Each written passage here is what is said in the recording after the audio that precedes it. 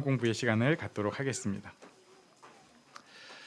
우리는 하나님의 말씀을 보도록 합니다. 갈라디아서 6장 11절에서 15절까지의 말씀을 저와 교독하시고 마지막 절 같이 읽겠습니다.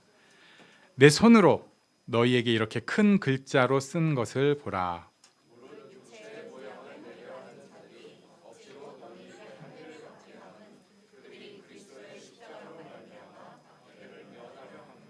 할례를 받은 그들이라도 스스로 율법은 지키지 아니하고 너희에게 할례를 받게 하려 하는 것은 그들이 너희의 육체로 자랑하려 함이라.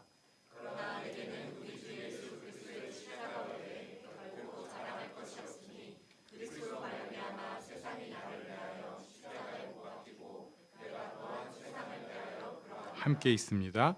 할례나 무할례가 아무것도 아니로되 오직 새로 지으심을 받는 것만이 중요하니라. 아멘.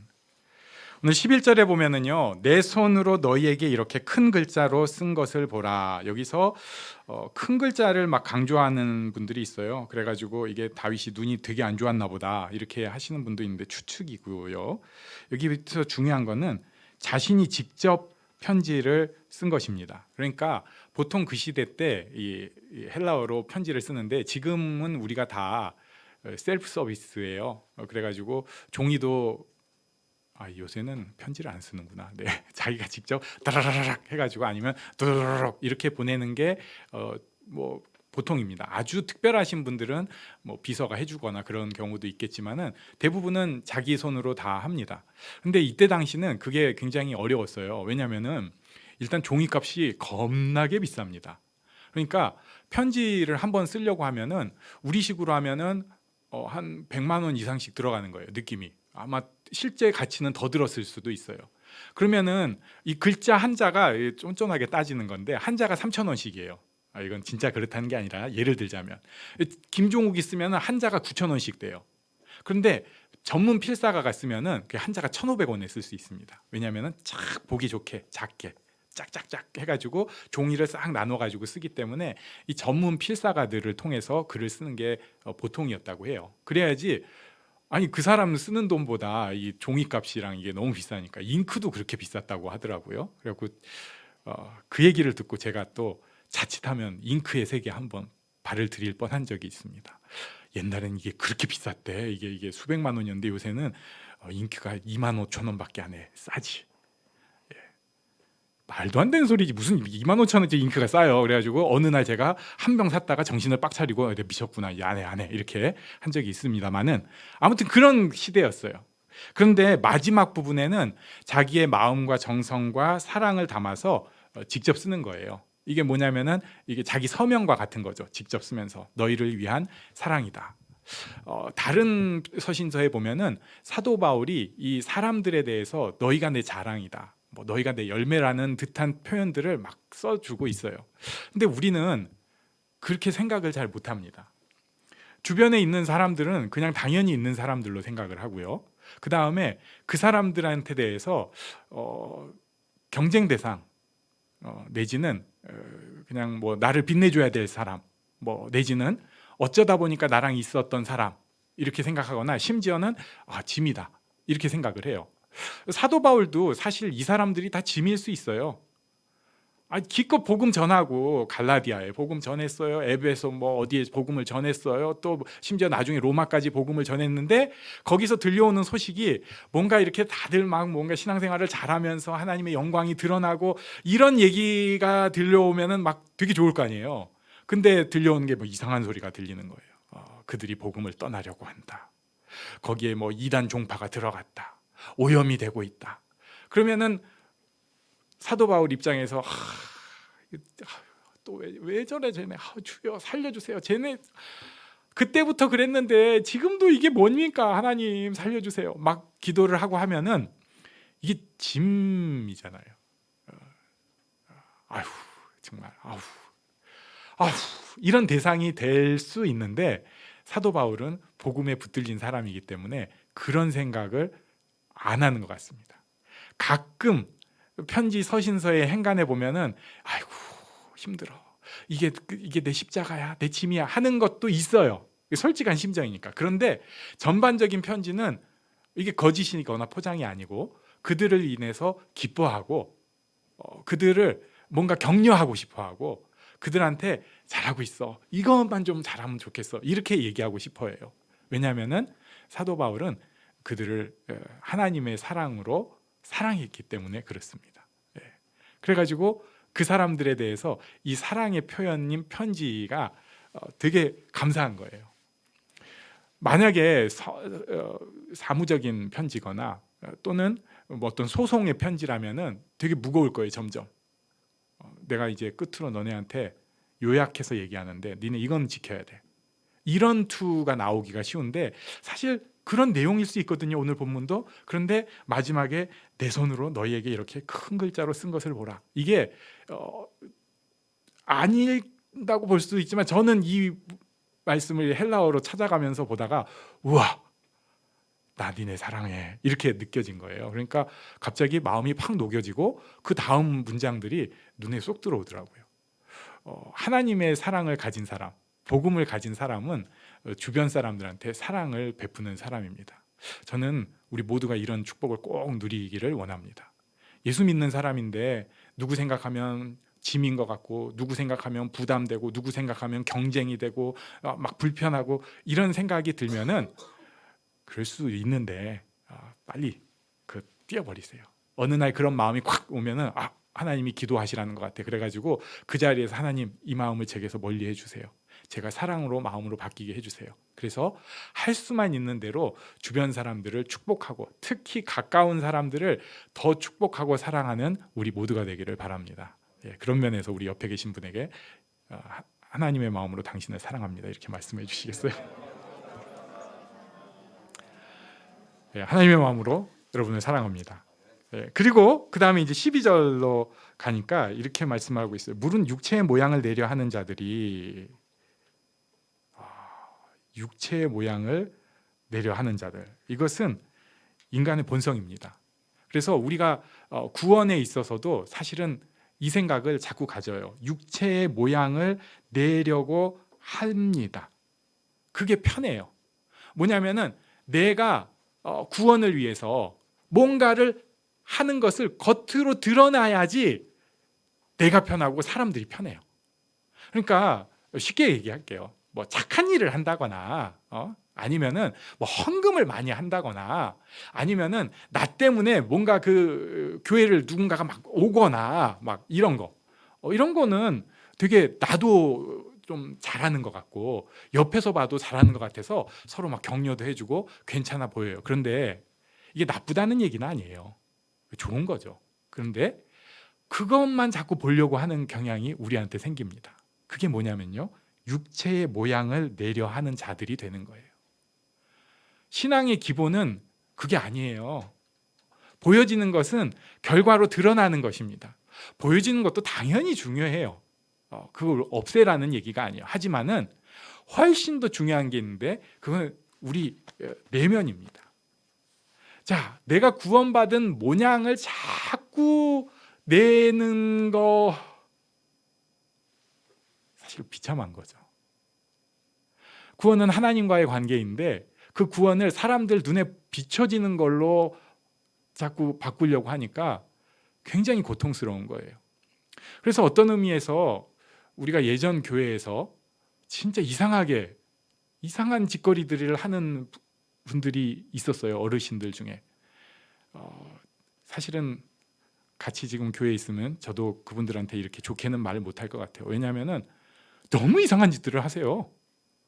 가정에서도 진짜 저러니까 애들이 교회를 다닐 수가 없게 만들고 막 교회 와가지고도 막 열심히 잘하는 것 같은데 오히려 그걸로 이 기를 모아가지고 아주 중요한 때 빡 칼을 여기저기 찔러가지고 교회를 막 못 다니게 하는,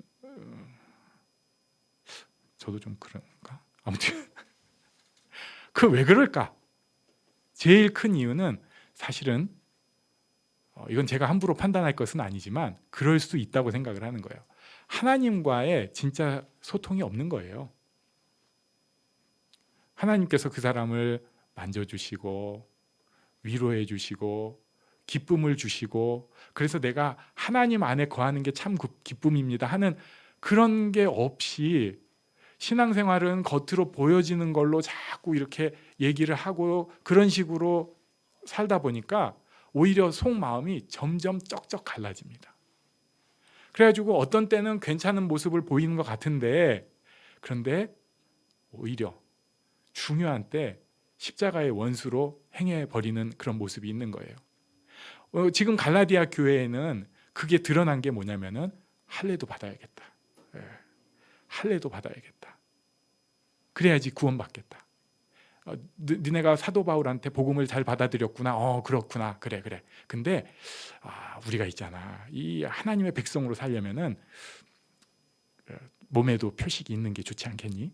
그리고 원래 구약 성경에 보면 하나님의 백성으로 사는 표식이 할례를 받는 거야. 니네 이왕이면 그렇게 받는 게 좋지 않겠니? 그리고 이제 유대인들이 거기다가 등살을 부리기 시작합니다. 너네가 지금 하나님의 자녀라고 감히 얘기를 하고 있는데 어떻게 할례도 안 받은 것들이 하나님의 자녀라고 얘기를 할 수 있어? 이 구약 성경 우리 건데, 이 율법 우리 건데 니네가 뭘 한 게 뭐가 있다고 자꾸 뭐 니네 거라고 그런 식으로. 우리는 이거 못 받아들인다. 유대인들이 자꾸 공격을 하니까 그걸 피하기 위해서라도 그냥 우리 몸에 할례 받자. 그게 서로 좋고 그렇잖아. 괜찮지 않아? 그러면서 우리 율법도 좀 지키면서 살자. 이게 나쁜 거는 아닌데. 그러면 우리 신앙생활 할 때 괜히 그 마음으로 믿는다고 하면서 이렇게 뻘짓하는 사람들보다 유대인들 저거 봐. 쟤네는 예수님 모르는 사람들도 잘 살잖아. 그러니까 우리도 그렇게 살아보자. 육체의 모양을 내려 하는 자들이고 12절 뒷부분에 보면은 박해를 면하려 하는 사람입니다. 또 13절로 가면은 그들이 실제로 율법을 제대로 이거는 이제 앞부분에 나왔던 건데 지킬 수가 없어요. 율법은 제대로 지킬 수가 없어요. 그런데도 자꾸 그런 식으로 뭔가 지키는 척하고 하는 것은 육체로 자랑하게 합니다. 여기서 육체로 자랑하려 한다는 것이 나와요. 그리고 나서 14절에 사도 바울이 중요한 말씀을 해주시는데 우리 14절은 같이 읽겠습니다. 시작. 그러나 내게는 우리 주 예수 그리스도의 십자가 외에 결코 자랑할 것이 없으니 그리스도로 말미암아 세상이 나를 대하여 십자가에 못 박히고 내가 또한 세상을 대하여 그러하니라. 아멘. 어떤 사람은 육체를 자랑하는데요, 사도 바울은 뭐라고 표현하냐면요, 우리 주 예수 그리스도의 십자가 외에 결코 자랑할 것이 없다고 말씀하고 있습니다. 내가 자랑하는 게 무엇입니까? 여러분 자랑이 무엇이에요? 저 자랑할 거 많거든요. 저 필리핀 선교 20년 차입니다.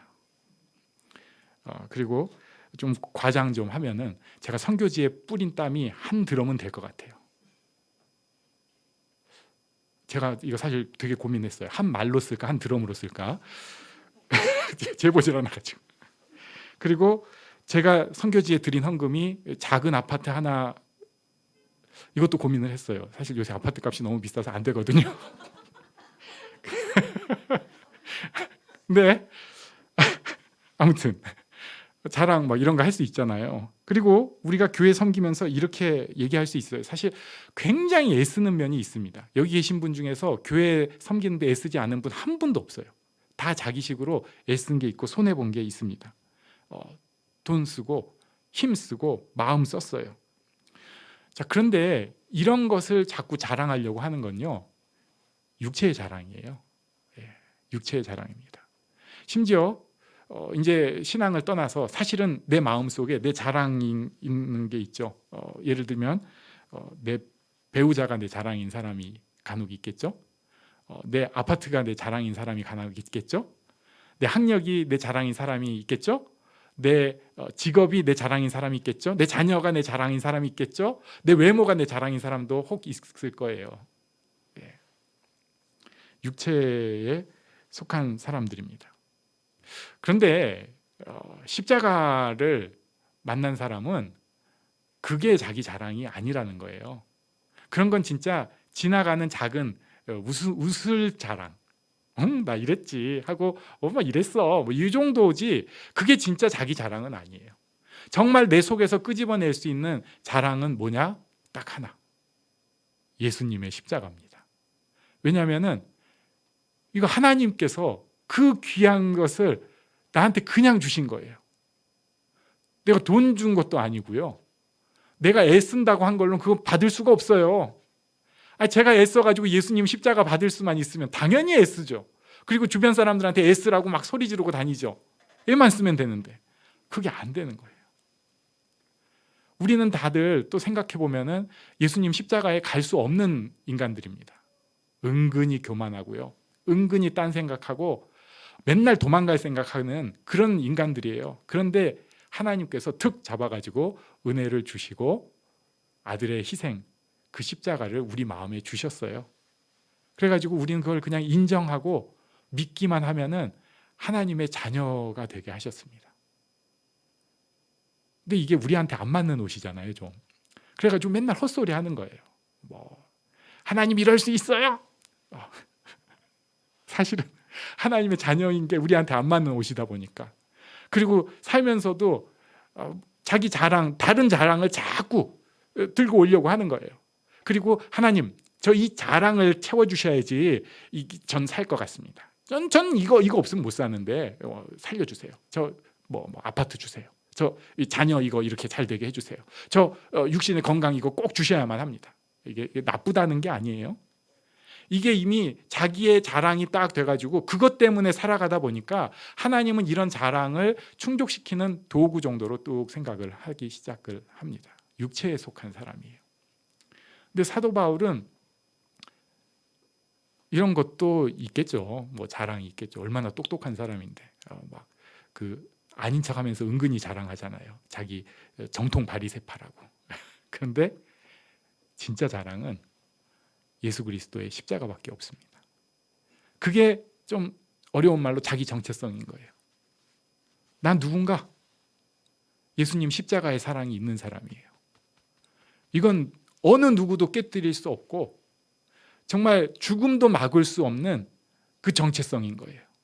내가 혹시 망할 수 있을지 몰라요. 내 주변에 인맥이 다 끊어질 수 있을지 몰라도, 그런 일이 없으면 좋겠지만 혹시 그런 일이 있을지라도 나는 예수님의 십자가로 피로 값주고 사신 사람이라는 거, 이건 진짜 바꿀 수도 없고 어떻게 너무 좋은 거예요. 그래가지고 내 자랑 십자가다. 예수 그리스도다. 예수 그리스도의 십자가다. 그리고 나서 세상과 나는 그런 면에서 세상은 나에 대해서 십자가에 못 박혔고 나도 세상에 대해서 십자가에 못 박혔다라고 얘기를 하는 것입니다. 그래서 마지막에 15절 말씀을 하고 있어요. 우리 15절 같이 읽겠습니다. 시작. 할례나 무할례가 아무것도 아니로되 오직 세월호 지으심을 받는 것만이 중요하니라. 아멘. 그래서 할례 받을 수도 있다고 얘기하는 거예요. 또 그러니까 받아라가 아니고 그게 구원의 조건이 아니고 혹시 할례 받은 사람 괜찮아. 그게 중요한 게 아니야. 그리고 이 오직 새로 지으심을 받는 것은 갈라디아서 5장 6절에 똑같이 말씀하고 있어요. 그리스도 예수 안에서는 할례나 무할례나 효력이 없으되 사랑으로서 역사하는 믿음. 오직 새로 지으심을 받는 것, 사랑으로 역사하는 믿음. 짧게는 믿음. 새로 지으심을 받는 것, 믿음만이 중요하다. 내가 복음을 받아들이는 것, 그래서 새 사람이 되는 것만이 중요하다고 딱 말씀을 하는 것입니다. 여러분의 자랑은 무엇입니까? 사실은 우리 딴 것도 은근히 갖고 있어요. 내가 그래도 이 정도 되는 사람인데 진짜 자랑, 그 자랑을 더 빛나게 하는 우리가 되면 좋겠습니다. 예수님의 십자가, 나를 사랑하신 그 십자가를 자랑하는 그 자랑이 정말 더 빛나고 커지기를 바랍니다. 그래서 주변에 있는 어떤 일들에 대해서도 무너지거나 쓰러지지 않고 이 십자가 때문에 오히려 하나님 앞에 감사하고 사랑으로 주변을 섬길 수 있는 그런 복된 우리가 되기를 바랍니다. 그래서 우리는 가정에서도 사랑 덩어리, 축복 덩어리 모습이 있기를 바랍니다. 아멘.